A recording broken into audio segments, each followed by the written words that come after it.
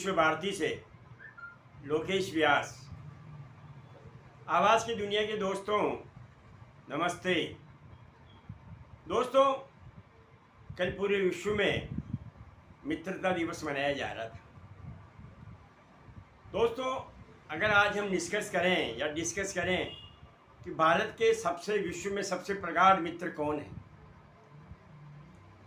तो आपके हमारा सबका एक ही निष्कर्ष होगा।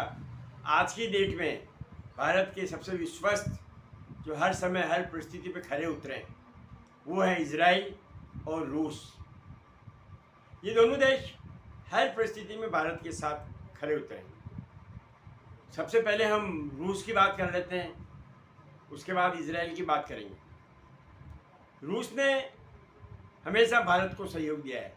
रूस में चाहे शासनाध्यक्ष बदलते रहे हो, लेकिन रूस और भारत के सहयोग में कभी कोई कमी नहीं है। आज भी रूस भारत को वो सब सहयोग दे रहा है जिसकी हमें आवश्यकता है। वो ऐसा नहीं कि एक तरफा ही ताली बजी हो। भारत ने भी रूस को पूरा सहयोग दिया है जब भी उसकी आवश्यकता हुई। जब यूरोप के सारे देशों ने यूक्रेन युद्ध के बाद तेल खरीदने से मना कर दिया ताकि रूस की अर्थव्यवस्था गड़बड़ा जाए, तो भारत ने रूस से तेल खरीदना चालू कर दिया और इतना तेल खरीदा कि रूस की अर्थव्यवस्था किसी तरह की कोई आंच आई ही नहीं। ये रूस के हमारी मित्रता का साक्षात उदाहरण है। मुझे याद आता है 1971 का भारत और पाकिस्तान का युद्ध, जब हम बांग्लादेश को आज़ाद कराने के लिए भारतीय सेना अंदर घुसकर कार्रवाई कर रही थी, तो अमेरिका ने अपना समुद्री बेड़ा भारत को डराने के लिए भारत के खिलाफ वहाँ से रवाना कर दिया, जो बांग्लादेश आ रहा था, तथाकथित पूर्वी पाकिस्तान।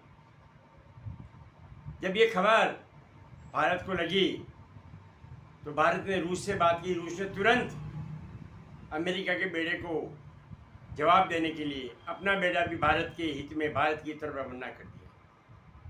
जो ही अमेरिका को मालूम पड़ी कि हमारा 7वां बेड़ा बांग्लादेश जा रहा है पाकिस्तान के हित में, लेकिन भारत के हित में रूस का बेड़ा रवाना हो गया है, अमेरिका ने अपने बेड़े को वहीं रोक लिया। तो ऐसी है भारत की और रूस की मित्रता, जो हर स्थिति हर परिस्थिति में हमेशा साथ में खड़ी है। यही कारण है कि आज भी चाहे चाइना के संबंध रूस के साथ अच्छे हो और हमारे संबंध खराब हो, लेकिन आज भी रूस अपनी प्रथम प्राथमिकता भारत को देता है, चाइना को बाद में देता है। अब बात करते हैं अपन इजराइल की। इजराइल भी भारत का सर्वाधिक विश्वासप्रद सहयोगी है, मित्र है। कल मित्रता दिवस के अवसर पर इजराइल के जो अपने यहाँ पे राजदूत हैं, उन्होंने अपने ट्विटर पर एक चित्र प्रकाशित किया है जिसमें भारत और इजराइल और रूस के झंडे लगे हुए हैं और नीचे लिखा है, ये दोस्ती हम नहीं तोड़ेंगे। ये ट्विटर पे आने के बाद तेज गति से सोशल मीडिया पे ये चित्र सब जगह फैल गया। ये दिखाता है कि इजराइल और भारत के बीच में कितनी तगड़ी दोस्ती, कितना अगाध विश्वास है। नेतन्याहू जी के और मोदी जी के कितने व्यक्तिगत रिलेशन कितने मजबूत हैं। दोस्तों, 1996 में जब भारत का एक विमान अफगानिस्तान उड़ा के ले जाया गया था, उसमें भारतीय 250 यात्री थे और उन्होंने कहा था कि पाकिस्तान का आतंकवादी छोड़ दो, हम आपका विमान छोड़ देंगे। और हमने भी यही किया। अटल जी ने दबाव में आकर के उस आतंकवादी को छोड़ दिया, जो आज भी हमको दुख दे रहा है, हाफिज सईद। लेकिन उस समय भी इजराइल ने गोपनीय मीटिंग की थी। इजराइल के राष्ट्रपति ने वाजपेयी जी के साथ। ये बात बहुत कम आदमी को मालूम है। उन्होंने कहा था, अगर आप हमें हमारे विमानों को केवल जूनागढ़ में एक बार तेल भरने की परमिशन दे दें, क्योंकि उनके जो विमान थे उनमें तेल जूनागढ़ तक ही आ सकता था, केवल तेल भरने की परमिशन दे दें आते और जाते समय, तो हम अफगानिस्तान से आपका विमान छुड़ा के लाने की गारंटी देते हैं। कितनी बड़ी ताकत, कितना बड़ा विश्वास था इजराइल का हम पर, लेकिन अटल जी ने मना कर दिया विश्व दबाव में।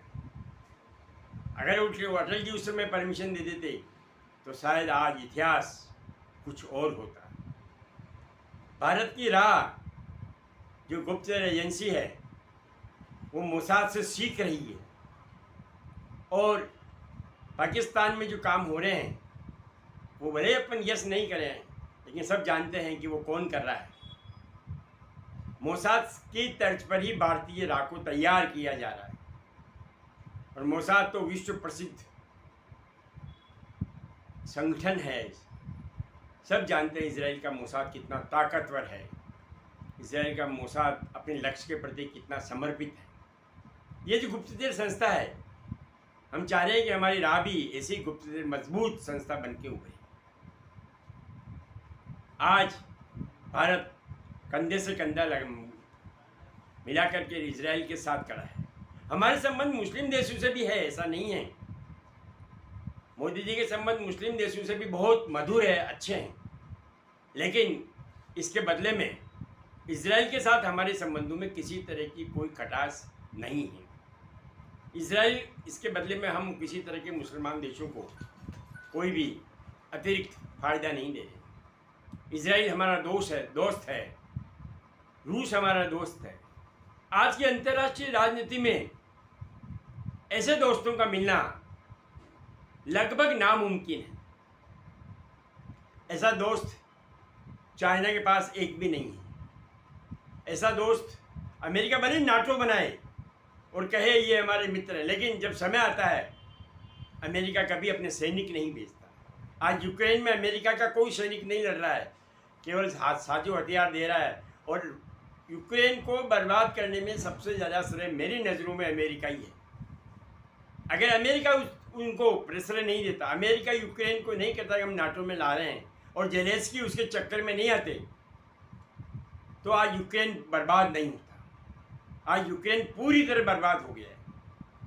इसीलिए जेलेंस्की साहब कह रहे हैं मोदी जी से कि आप हमारा रूस के साथ समझौता करा लो।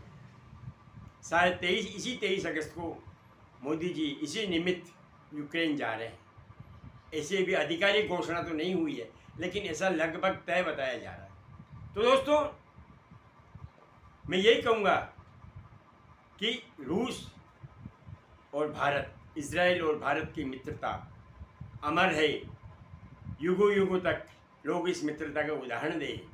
लोग कहे कि दोस्त हो तो ऐसा, और अंत में ये दोस्ती हम नहीं तोड़ेंगे जहाँ अगर। तो रूस, इजराइल हमारे दो मजबूत साथी हैं, और हम भी इन दोनों के मजबूत साथी हैं। ऐसा हमको निरंतर बनाए रखना है, और हमें भगवान से दुआएं करनी है कि ये हमारे हमेशा दोस्त बने रहें। आज के अंक में इतना ही कह करके मैं अपनी मित्रता दिवस पर अपनी वाणी को विराम देता हूँ, और आपसे गुजारिश करता हूँ, अगर ये वीडियो आपको अच्छा लगा हो तो आप इसे लाइक करें, शेयर करें और सब्सक्राइब अवश्य करें। जय श्री राम।